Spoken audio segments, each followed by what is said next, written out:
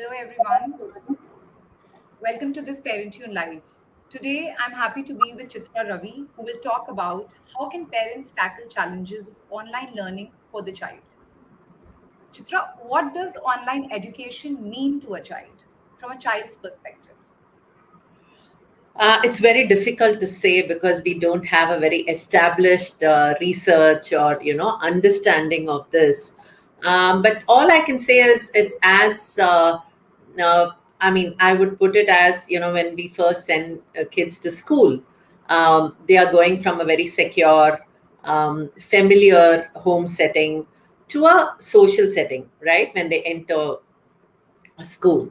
So, and there it takes time for the child to journey through to understanding strangers as they first appear and then slowly warm up to it.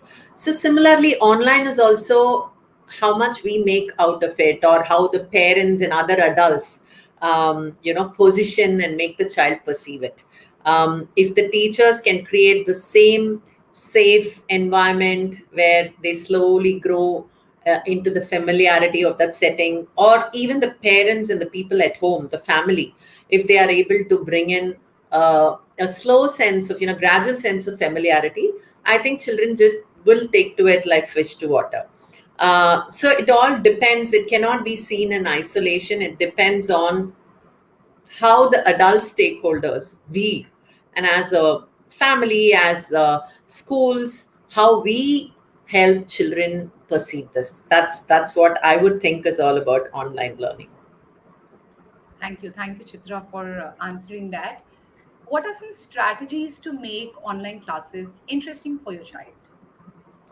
Yeah, so I think my first top ranked thing would be preparing the child and making it an emotionally safe space. I would reinforce and reiterate this multiple times, because while yes, online learning is imperative, as imperative as sending the child to school from a learning perspective, because children need to have designed learning experiences, and that's what schools strive to provide them with learning experiences that is very well thought out, with outcomes, learning outcomes, developmental outcomes, and all of that.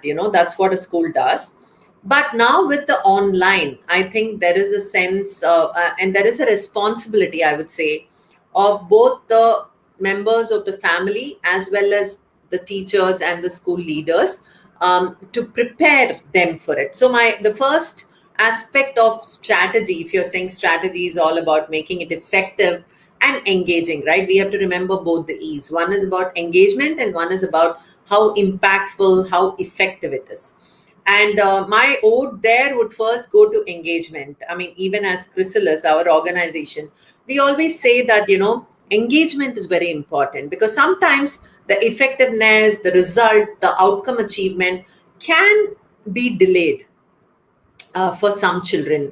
And for some children, some would be faster to grasp and achieve. But that moment of engagement, of joyful engagement, becomes very important. So if you look at strategies, let me first talk to you about the engagement part.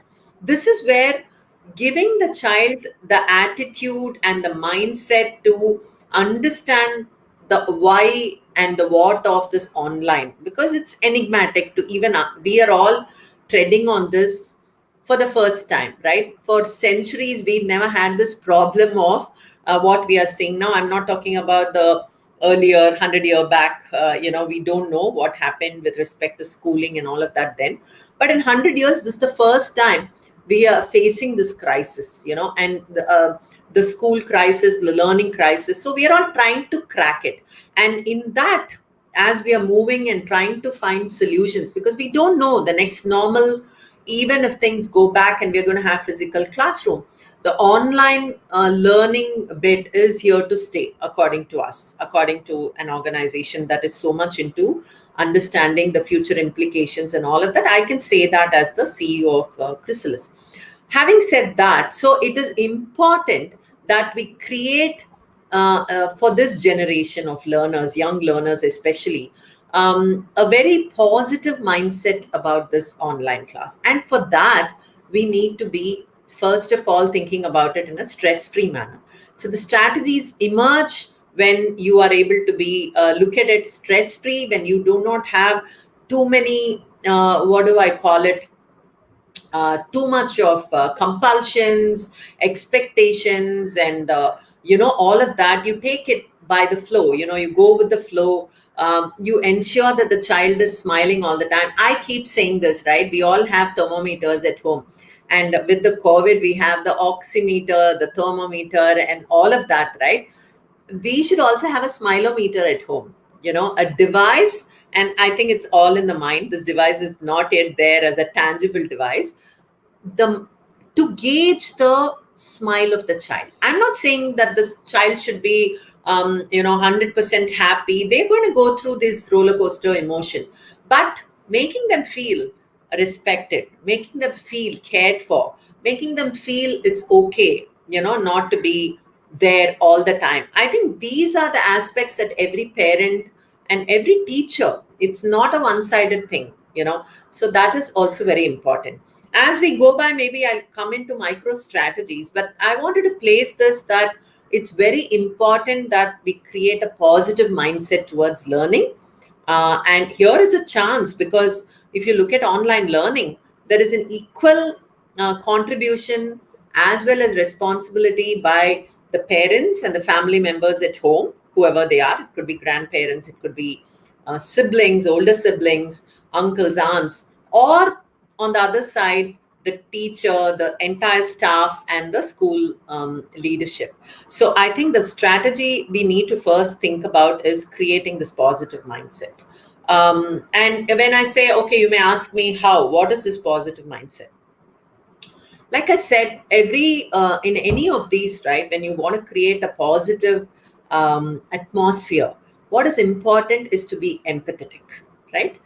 When you say empathetic, you need to understand the physical and the mental and emotional needs of the learner.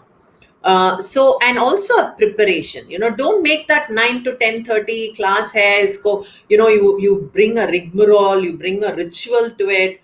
And the and it may not be very, it may be very, what do you call it, making it something like, oh, if you don't go to online class today, you're done, you're not going to learn anything. That's creating the opposite of what I'm talking about here, right? So be empathetic, be firm, because discipline and predictability, I keep saying this, these are very, very important for life.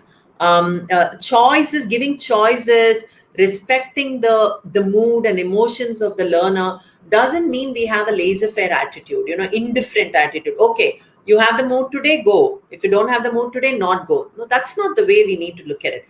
But create that within the framework, create choices, okay, and then create a nice space for learning. Don't make it like gloomy. Okay, you go there, it's like a punishment for the child.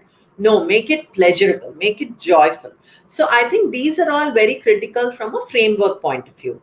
And once we understand this, once we are able to gauge the frame of mind that the child is in, give certain, I would say, independence. Like I said, little choices. Okay, I mean, I don't think we should force the child to go sit in front of the screen and say, I'm going to time you until the teacher says get out, don't do anything, don't stir.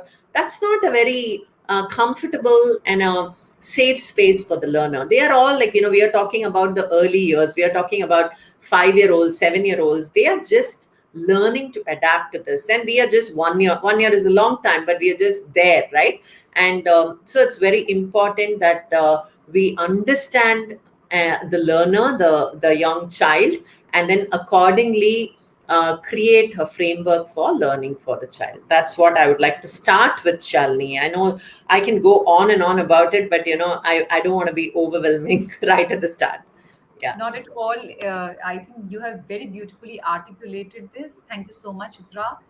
If you want to give quality early education to your child, if your child is having a tough time in online classes and is not able to concentrate and pay attention, this live would be helpful for you. Join as we speak to Chitra Ravi, who talks about early education and online classes in this Parentune Live. Chitra is the founder and CEO of Chrysalis. Please ask your questions in the comments below and we'll take them up in a short while. The first question comes from Tapan Arora, who has a 7-year-old child. And Tapan says, "Hello, ma'am. My 7-year-old child is least interested in online classes.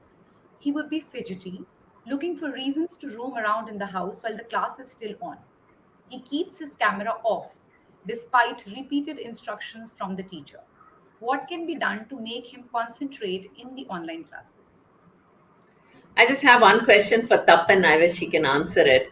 Are you, Tapan, tied to the screen without moving this way, that way, without being a little fidgety in all your office meetings? I mean, I think it's important to put ourselves in the shoes of the child. I don't think any of us are going to be comfortable, when we have to just listen to something, or, something that becomes like an everyday thing, right? So I think first of all, we must appreciate that, and look within also. We keep saying reflect. I'm sure each one of us, especially in a boring office meeting, I can ask. I'm sure Tapan is nodding right now, saying, "Yeah, yeah, yeah, I know that." So how do we expect a 7-year-old to sit tight and listen? But that doesn't mean, like I said, okay, just leave him to his fancies. So essentially, I think first we should not label these as behavioral issues or anything like that, right? And that's the first step, because once we start labeling, and once we start probably communicating this even non-verbally at times, or we pick up the phone and tell someone, "Oh, this child of mine, he does not sit, is not attentive in an online class, he refuses to do that, do this." This becomes like a, I would say, a negative reinforcement on the child. So they start believing this is how.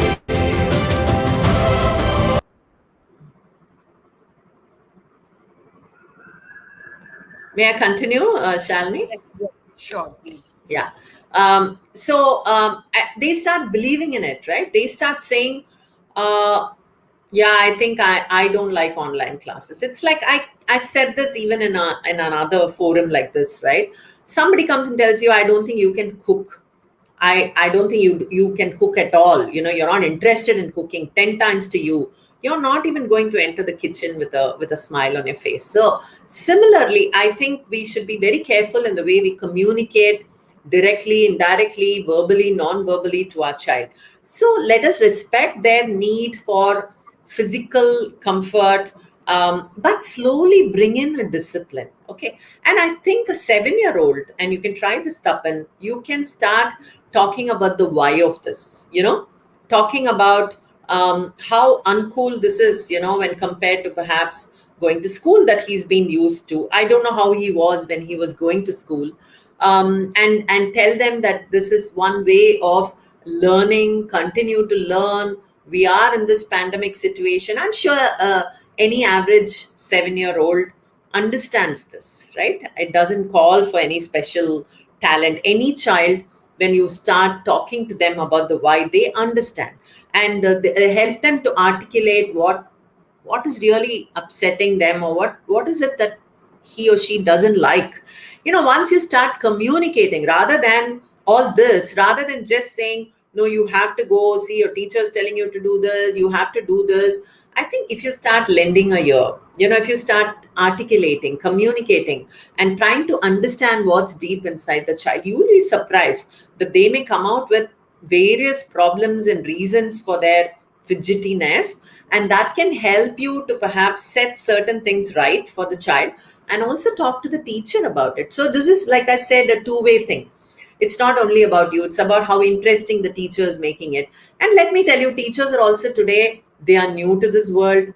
They are also trying their best to make things better. I'm sure they'll be open to feedback, and it should be a constructive feedback, right? You're not going to call them and say, "Hey, you're not making it interesting," but tell them, "Could we try this? Could we try that?" I think that will really help. And I want to also state one thing. Okay, all parents here today who are watching this, right? I'm sure your children were going to school. I mean, unless they are first time preschoolers or schoolers, they've all done the physical school.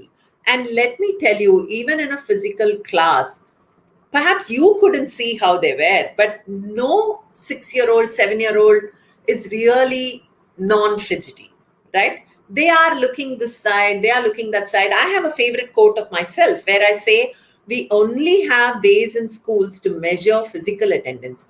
We do not have a gauging system to gauge the mental attendance of a child. So let's not be in this illusionary world that when they were going to school, they were so attentive and they were listening, they were in class, sitting tight. No, your teachers will tell you how many times they have to tell the children, sit down, don't go here. They'll come and ask for water.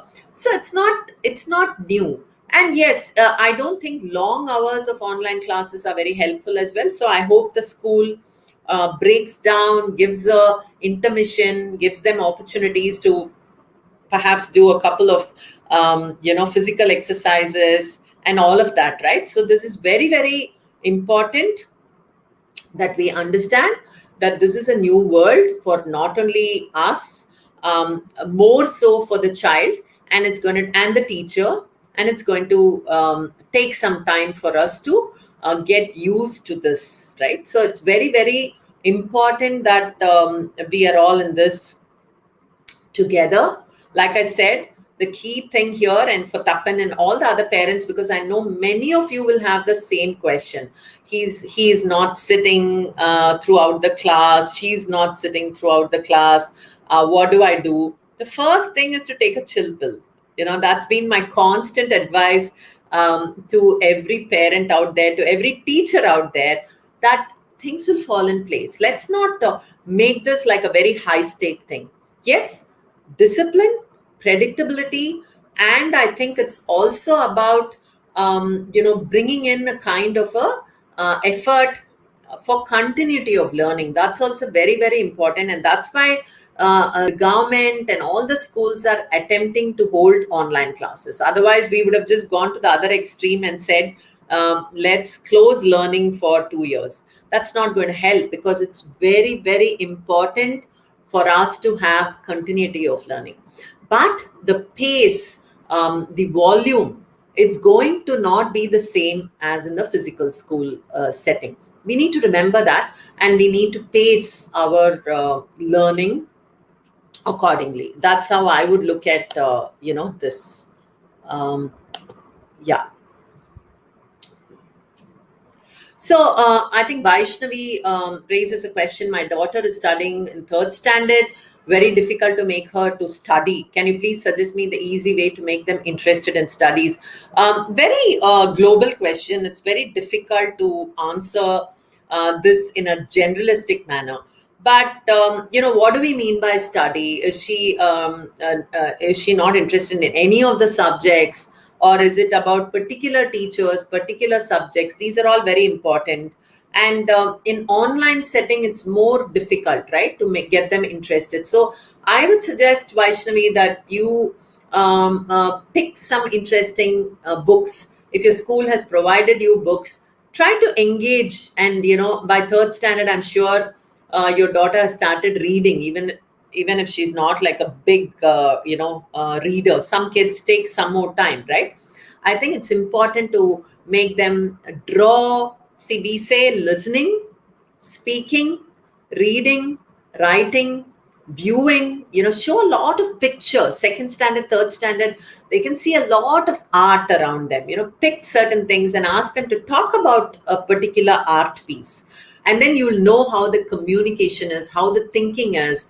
It can be logical, talking about a picture, and the facts about the picture. Then it can be opinions about the picture. So viewing is important. And finally, we also talk about visual representation. What I mean by visual representation is, ask them to scribble. And one advice, if I may say so, for parents is, do not disqualify any expression by the child. Because I've seen when they want to write, many children scribble on the wall, or they just take any paper out there. They don't know how valuable a sheet of paper is, right? They may just take any paper and start scribbling. The first thing is to look at it and then tell them, give them the rules that yes, this is something that you may not use for such scribbling or drawing. I'll give you sheets of paper. And why I say this is, if we quickly label it as, oh, you're scribbling all the time, you're making a mess of my house, you're making a mess of my walls, it's like stopping an expression, and that's very harmful. So I think these are all ways in which you can identify, Vaishnavi, what is interesting for your child. See, every child is interested in something or the other. I think the key aspect for a parent and even for teachers is to see what is that special interest in the child. What is that unique interest in the child? Once we get that, then you can teach math. Imagine, I keep saying this, right? If A.R. Rahman had been taught math through music, or if a Sachin Tendulkar had been taught higher level math through cricket, and I'm sure they've all got it now, right? All the math and all that, they would have been stars in schools, right? So, unfortunately, we do not have that kind of a system in school as yet. So, it is going to take some time. In fact, Chrysalis is working hard at that. Our vision is to awaken the human potential in every child. But that is where I think we are getting, maybe very soon in our system, in our ecosystem. But until then, I think every parent has to be aware of this and create an environment where the child can thrive. Yeah, Shalini. Thank you, Chitra. And I believe I lost my internet. Thank you so much for answering that. I'm going to now take Parag Goyal's question, who says, my 9-year-old child wants us to help while doing online examination. We always motivate him towards education. He discourages the help during the paper. Um, Please let me know, how should we proceed ahead? How can we motivate him further in his online examination specifically? See, how old is Parag's child? 9 years, 9. is it? Yeah. So, right from the time they turn 5, children want independence. They want to do everything by themselves. And sometimes not giving them that opportunity will lead them to some kind of small tantrums. They don't like us to get involved, and this can go on until adulthood. And many of us are, as parents, I think we are all culprits here. We are all people who've made this mistake, and slowly we learn. So I think giving them independence is very important. And the other thing is to see if the child is it a problem only with the examination, or is it problem even with a general class? You need to start chunking it. You need to start observing your child a little more, because one thing I dread, this is not only about parents, it's about human beings. We all like to label and stereotype our kids. There could be one action that we want to give feedback on, but we give that feedback as if it's about the personality, the entire human being. So I think we need to be very careful. We need to start, I would suggest that Parag starts observing the child and seeing where is the win, where is he smiling more, where is he more excited. And even, I mean, if we look at ourselves, and I keep saying reflect on yourself, because you can see that when we're doing something we really like, when we are doing something that's very natural to us, there is a spark in our eyes, there is a excitement in our tone, our body language is very positive. And the same person, when they're doing something that's not so them, that's not so natural to them, they will show a lot of disinterest, they will rebel, in different degrees. So I think it's very important, Parag, for you to start observing and start chunking, start making it micro level, and not and then see if it is only about assessment, if it is only about examination. He's only 9. Perhaps you should talk to your teacher and say, is there any other way you can assess my child, and give him some time, or can he do this in a different way, right? So it is all about communication, more so in these times, with the teacher and the parent, because one needs to observe the child at home, at school, because these two are very different settings, right? They are very contrasting settings at some in many ways, because in a class it's about 20 children, 30 children. At home it's about five people to one child, right? Or four people to one child.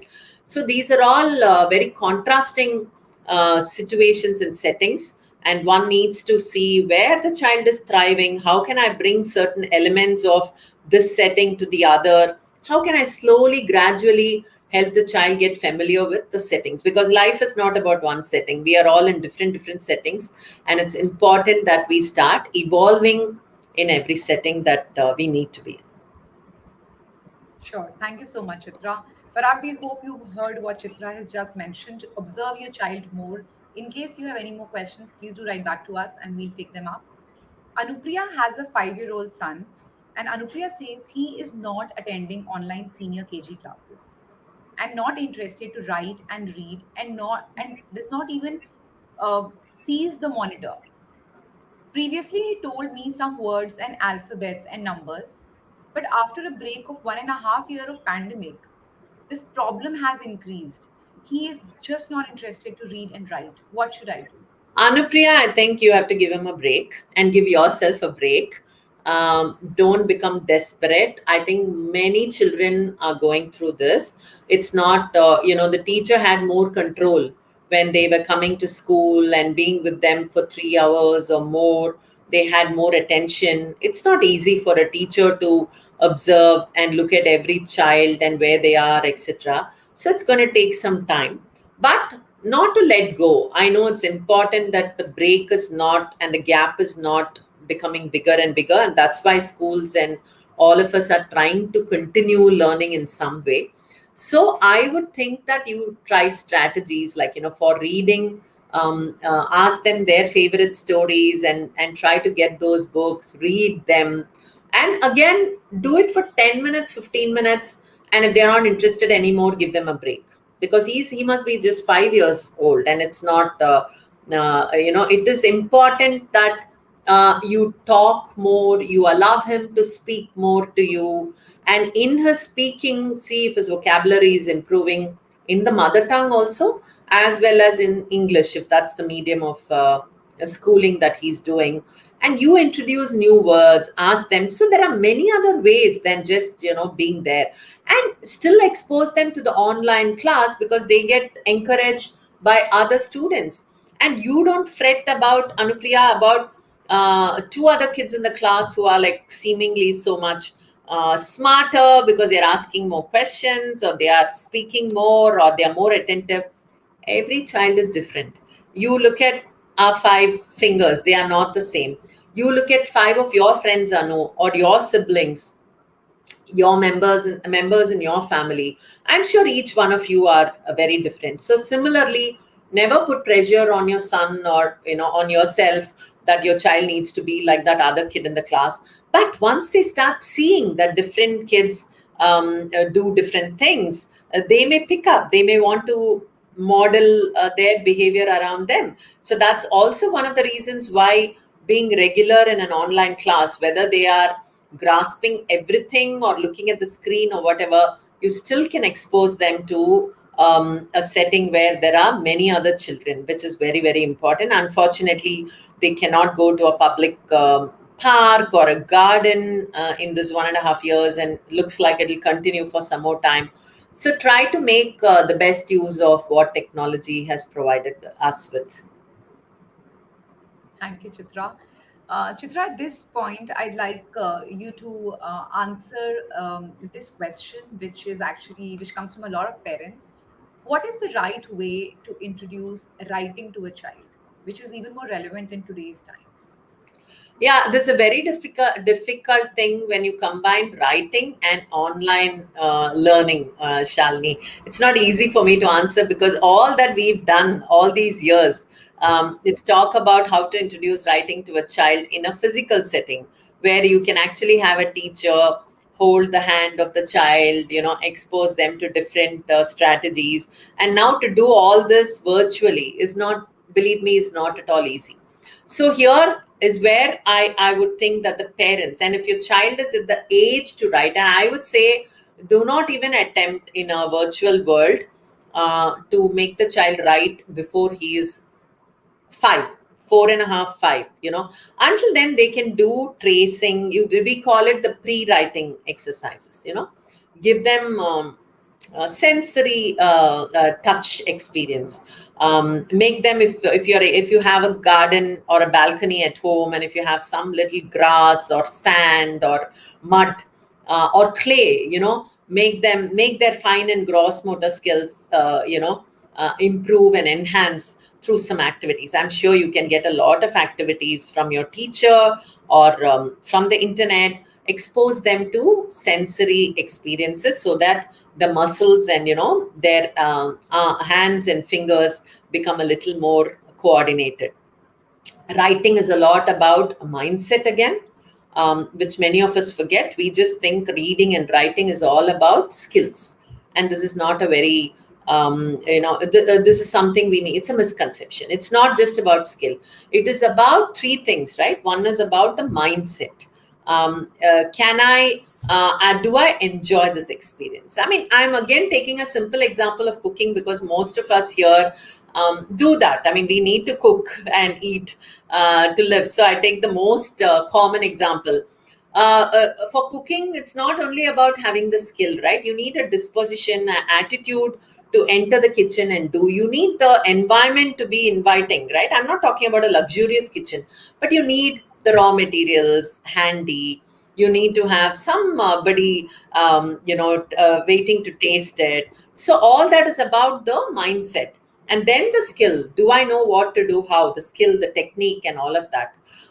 So I think these two are important. When it comes to writing, it is also about the vocabulary. You cannot keep on writing the same A 25 times, though many schools and parents force children to do this, right? That's why we have techniques like, the scribbling and drawing. I mean, even if, even at 5 and they start writing, it's interesting if you can tell the child to draw a circle, make some shape out of it. So it's not only about alphabets and letters, it is also about the technique of holding and expressing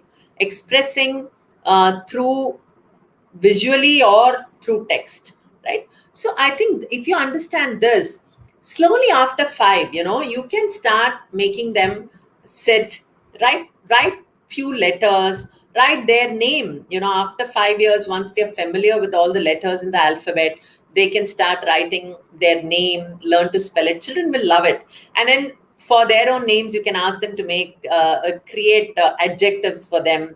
That can be an alliteration, like, charming Chitra, I would say, if I may say so myself. So all this makes it interesting rather than just saying, I'm going to write this and can you copy this 25 times. That's not interesting for us. So I think in all this, the recurring theme, if you see, is about empathy. It is about understanding the child's mind. And no matter how you think, oh my God, before he goes to grade 1, he should read so much, he should write so much. Every child is not going to fall into that group. Every child is an individual. Every child is going to take their own pace, and there's nothing wrong. How many of you parents now, if I really wish I can see you all, how many of you parents remember when you started writing or reading, you know and when did you turn good at it? Hardly, right? Can you say in October of 1987 or 1995 I started writing when I was 5 years old? No. So every child takes that time, and I think that's why I'm again and again saying, you need to be very calm. A parenting, I think, requires that calm and balanced approach. Thank you, Chitra, for beautifully answering that. I'm going to now take Sudha Jha's question. She says, my son is 3 years old. He gets bored during online KG classes, and starts making noise. He rarely sits in front of the laptop. He's not interested in writing also. He can draw lines but cannot draw curves. Please suggest some writing tips for him and also how to make him sit properly in the class. A 3-year-old child. What's the name of the parent, Shalini? Sudha. Yeah, Sudha, I would prescribe a nice chill pill for you, relax. 3 years, don't stress, don't ask your child to be sitting tight and all of that. I think I answered much of this even when we spoke about a 5 year old or a 7 year old. So, three is hardly an age. As I said, bring some discipline, even if it's about 10 minutes, 15 minutes. Let them know that when the clock comes here, we need to respect a school setting. We need to respect the teacher who's spending a lot of time. She's prepared so much for you. She really cares for you. So let us go together. And at three, I'm sure even the parent is allowed to sit in the class, and you can observe what is triggering her boredom, or what is actually making her smile. And these are the nuances that you need to observe in the child, right? So it's very, very important. And let me also tell you, I'll give you a quick tip, and to most parents here, start a journal.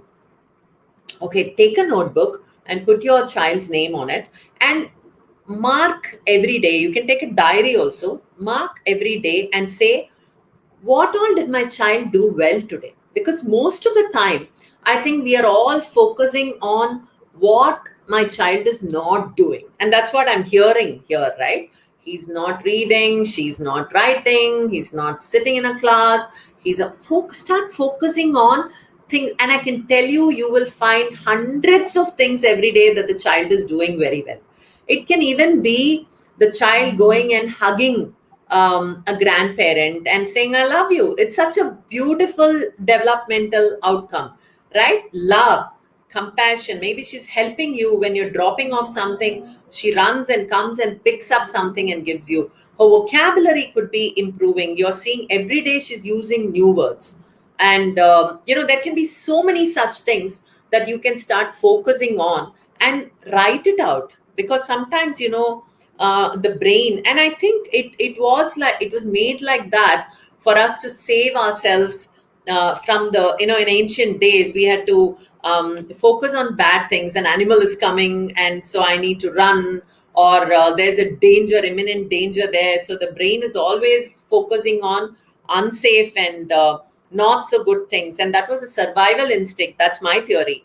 And we have not forgotten that, unfortunately. So we are constantly, and I'm saying this not only about our children, about our family members, about the colleagues in our office, our bosses, our teachers. We are always looking at only the bad things. So the tip I would like to give you here today is, take a notebook every day. Whenever you see the child has done something nice, and that calls for observation again, right? You have to train your brain to look at the positive things that the child has been doing. Once you start doing that, you'll start feeling extremely grateful, and you'll start expressing your gratefulness towards your child. And I'm telling you, it can change your child, because he starts receiving all the good energies, and he will start doing everything better. And then reading and writing and all that is like, they will crack it. That's my simple advice. And indeed, a very useful advice, Chitra. Train your brain to look at the positive side of things, and everything will fall in place eventually. Thank you so much for talking about that. Senthamil has a 7-year-old, and Senthamil says, my child is very interested in studies, but she forgets things. What should I do? Interesting. I mean, I'm glad I got one positive comment here, that he's interested, and that's very. I mean, we need to be grateful for those good things. Memory again depends. We have the short-term memory and we have a long-term memory, right? Short-term memory is like, today I'll know whom I'm talking to. I remember Vaishnavi, Anupriya, Sudha, and all that, and their questions, but they may not get into my long-term memory. Tomorrow, I may even not remember when I did this show for Shalini and Parentune. So there is a short-term memory which is very important to grasp, to comprehend, and to reciprocate, respond, answer. And then the brain also is very selective. It knows what one should remember. So I'm not going to forget Shalini Singh for a long time, right? I'll remember that she was the one who hosted this. So then it converts into a long term. So understanding these things and then going back to your child to see, what is she forgetting? Is it a short term burst of memory that's a problem? Or She grasps, she comprehends, and then after some time she forgets. Maybe her brain is rejecting it because the brain thinks it's not so important. So I think there is where you need to bring certain assimilation, internalizing techniques. For instance, if it is about something, names of, let's say, body parts. How old is the child, Shalini, if I may know? The child is 7 year old. 7 year old. So let's say they are going to learn about the names of the continents, right? And you think it's important. I think it is important that they know the world around them and the names of the continents, capitals. I'm just giving certain things, or even simple addition rules or multiplication rules or whatever, right?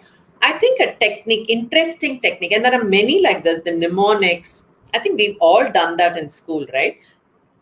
These are all some tools we can teach children.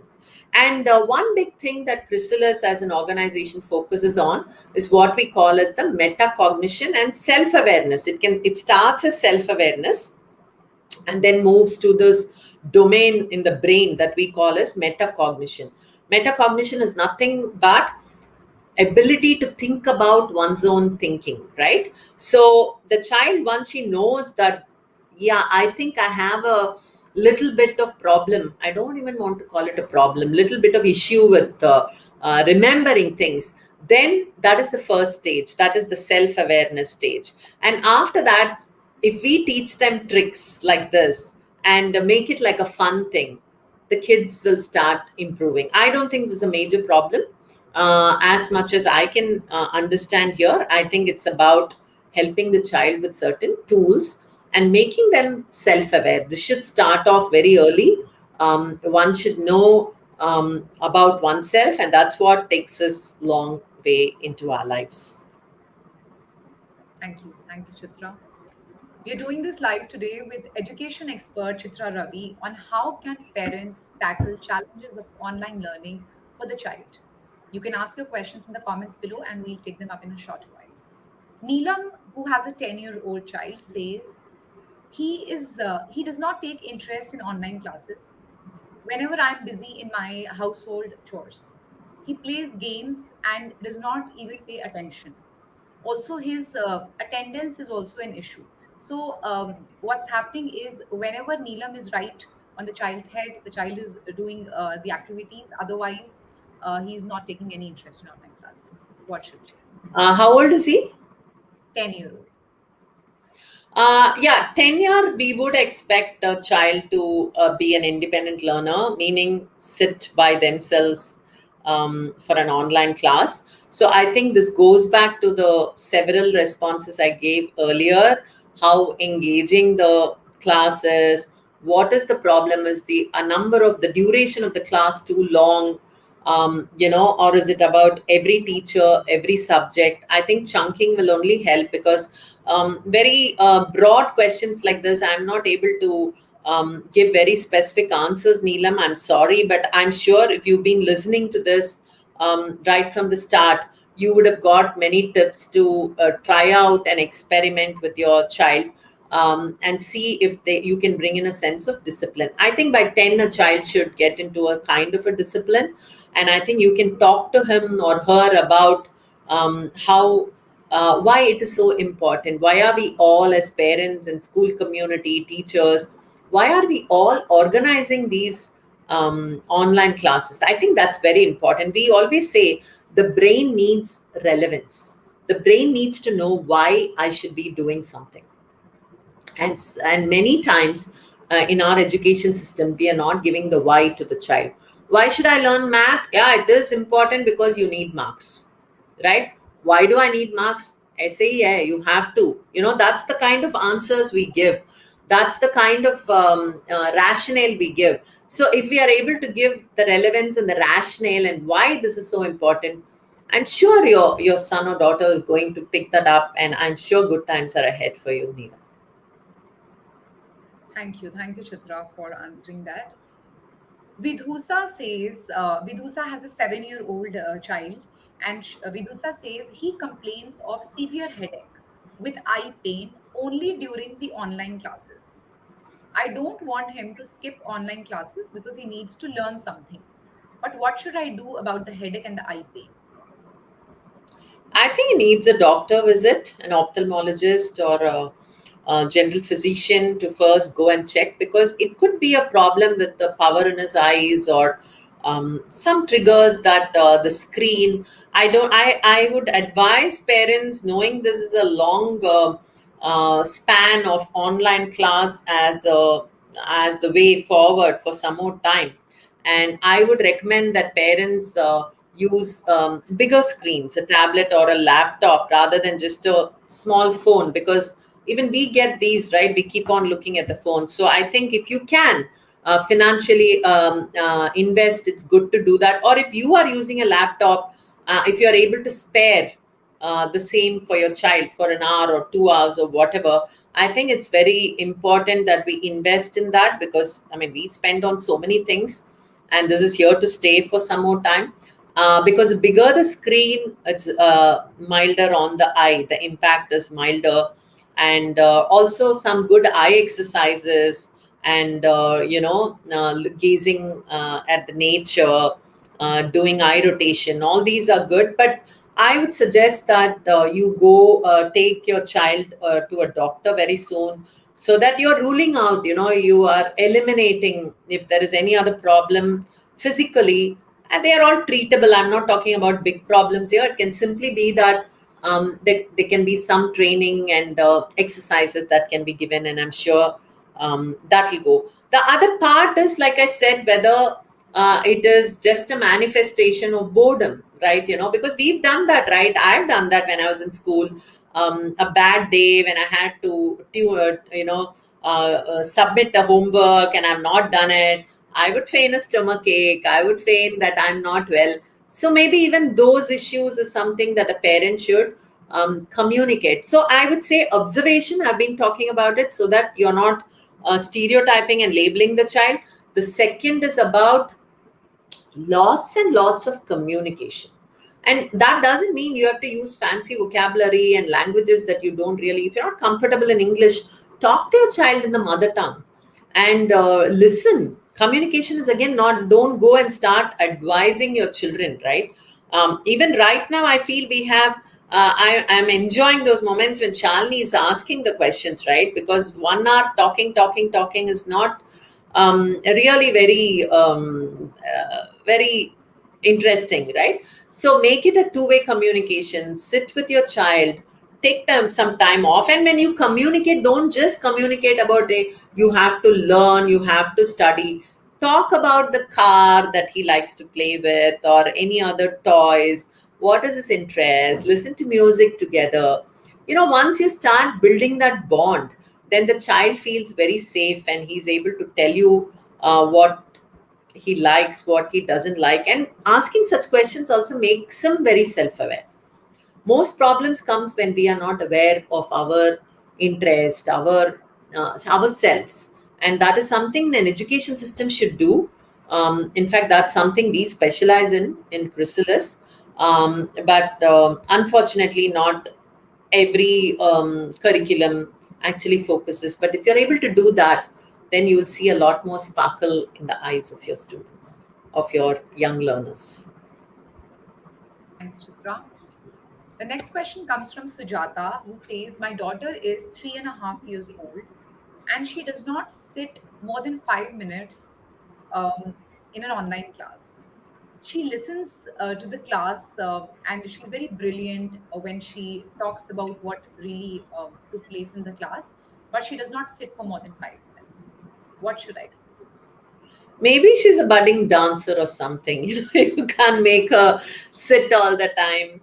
So again, it's the same thing, Shalini. I think it's about a parent discovering that natural flair and the talent and the beauty in their child, right? Every child has something so beautiful about themselves, and so it's so important that we know it and the child knows it.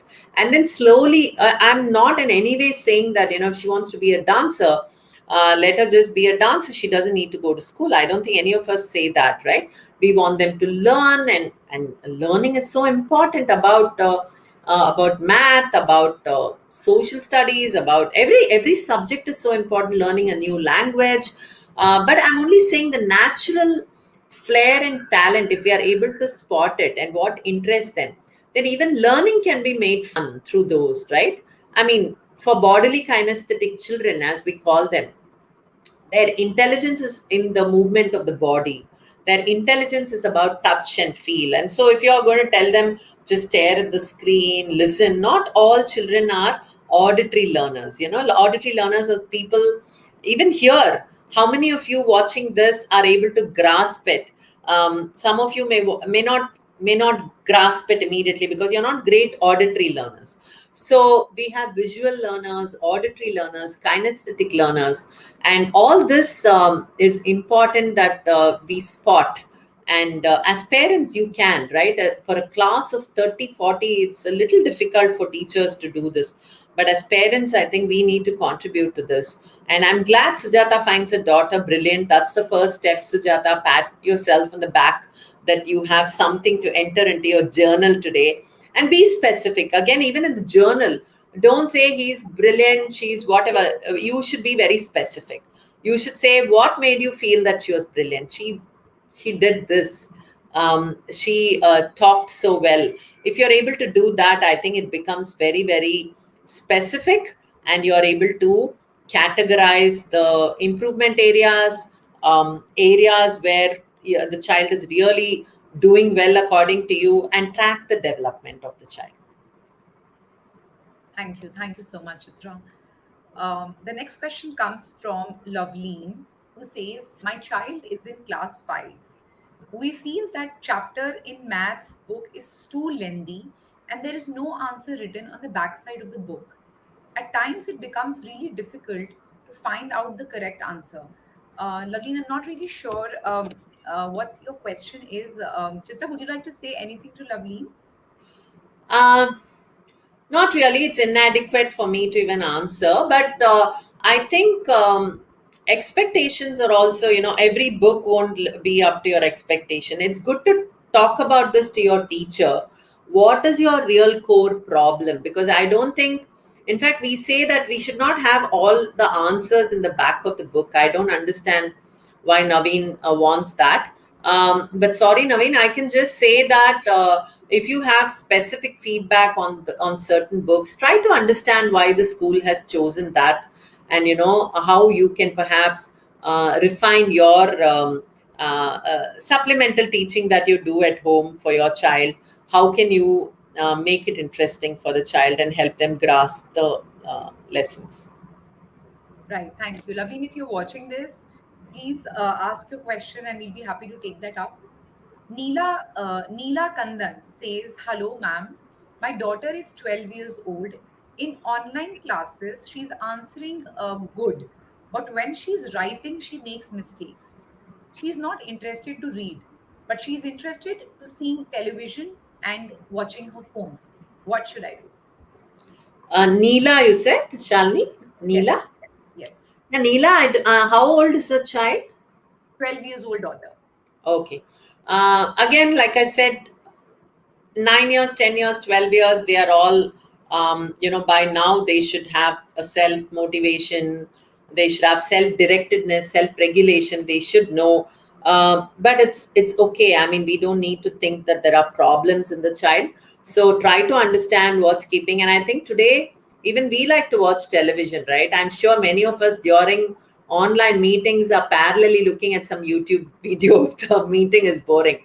So let's not typecast children to say this what they are, but try to understand why we do what we do as adults. Is because we know that, yeah, if I don't attend this meeting, my customer is going to be upset. I may lose the customer, and that means my business is going down. We know the why of everything that we do. So we compromise on sometimes, even if it's not interesting, we know how to balance it out. So this is the same thing I think we need to bring to our children also, the why of what they are doing, and also listen to them on why they prefer the television to that. And I'm sure they're going to say, oh, this is so animated, the lovely songs and all of that. So then sit down and communicate to them on why this is also important. Give them things to balance out. That's all I can say. Thank you. Thank you, Chitra. A just once says, my child is 9 year old. He's unable to learn spellings. How can I help him? Yeah, this is moving away from online learning challenges to everything about education and how to teach and all that, Shalini. But I mean, I think spellings are as important as it should be. So let's not worry too much about it. Check if it's about big words, and check if it's about specific subjects where they have a problem. There are very interesting spelling bee tips that you can do. Our age old dictation, actually, that's how I became good in spellings. Give them a penchant for how to pick phonetic sounds, and all of that will help them. Challenge them. Have nice word games that you can play, and all of that. So there's a very specific problem. I'm sure you'll find many ways to do that, but again, to generalize this, to say what really identifying the problem like you did, congratulations, I think you've narrowed it down to something very specific. That's the first step. And then also observe more of it to see if there is a pattern of spelling problems. It's generally about all spellings, or it's about specific patterns, and get deeper into the patterns and start seeing how you can build interesting methods like games and all of that, so that they get an aptitude to spell right. And go back to the why. I mean, if they find that bad spellings can be an eyesore and may not communicate what they really want to communicate, they would want to improve. Every child wants to be their best. That's something I solely believe in. Thank you so much, Chitra. Anuradha has a 10-year-old child, and Anuradha says, my 10-year-old is not carrying his work given after the class. Though he is consistent in attending classes, he is not focused in the class. I'm a working woman, unable to accompany during his online classes. How can I make him keep calm and stay focused and stay on the video, and also make him do his work a little more responsibly? Please give me some tips. Yeah, so I think 9, 10-year-old, like I said, I think talking to them about the why, that's the first step. Okay. And if it is generally about lack of concentration, etc., doing exercises like even 5 minutes of meditation, it just closing their eyes and playing statue. You remember a statue game that we all used to play? And those things have suddenly, I feel, stopped. It's a very, very interesting game. You can keep on playing that to make it interesting, where the child learns to freeze, and all of that. So these are all little things. And then that is so first the why, then about the exercises and the meditation, home chanting, and any of those are very, very interesting for the child to slowly start a long durations of concentration.